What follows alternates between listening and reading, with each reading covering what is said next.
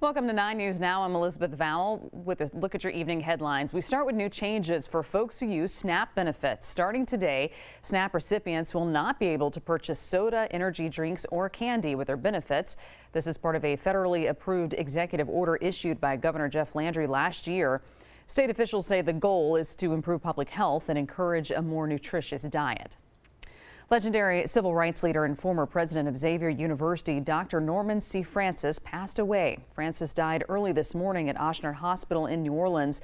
For nearly 50 years, he led Xavier University, the nation's only Catholic, historically black university, transforming it into a powerhouse for medical education. He was the first black president of the institution. Beyond Xavier's walls, Francis played key roles in the civil rights movement and Hurricane Katrina recovery efforts.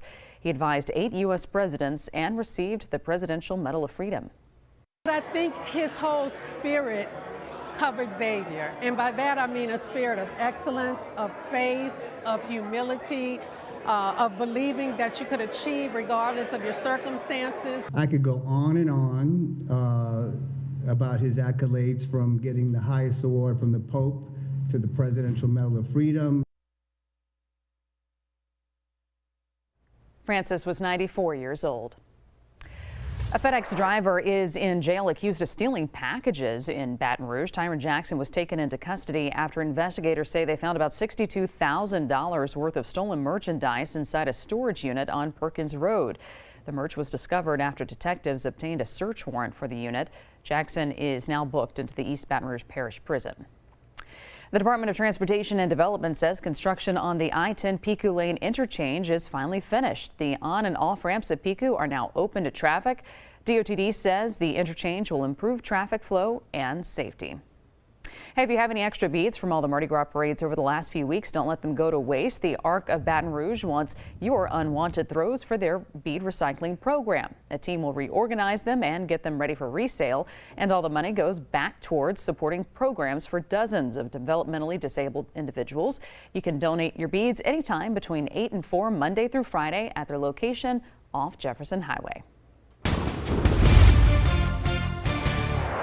9:02 now. Let's get a check of your weather over to Dr. Steve Caprata. Hey, Steve.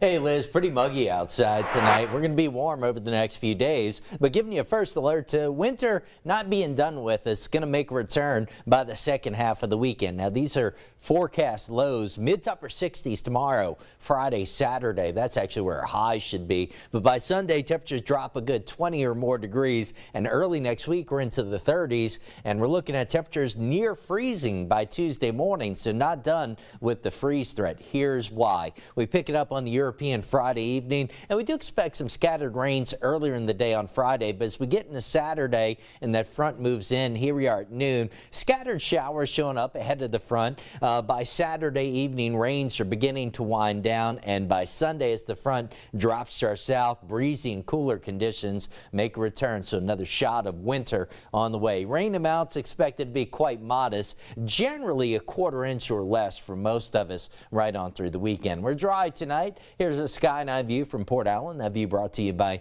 Our Lady of the Lake, checking in at 68 degrees. Still a bit breezy. Winds out of the south at 11 miles per hour. We topped it out at 79 today, almost up to 80. I do think we'll top 80 over the next few days, so it's going to be fairly warm. We start out in the mid 60s tomorrow morning. Our patch or two of fog. I don't think it's going to be a big deal. We're quickly up to around 80 at noon. I've got the high run 83. Isolated showers tomorrow, a little better chance, say late afternoon on into tomorrow night. And actually rain chances kind of peak Thursday night and Friday morning. Probably a little bit of a break, and then another chance for showers on Saturday as the front moves on in.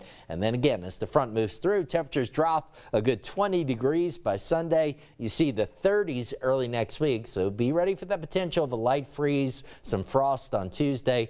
But by Wednesday, already rebounding back into the 70s, Liz. All right, Steve, thank you. Hey, remember, our 9 News app is a great way to keep up with all the things going on in our area. So if you haven't already, make sure you download that 9 News app.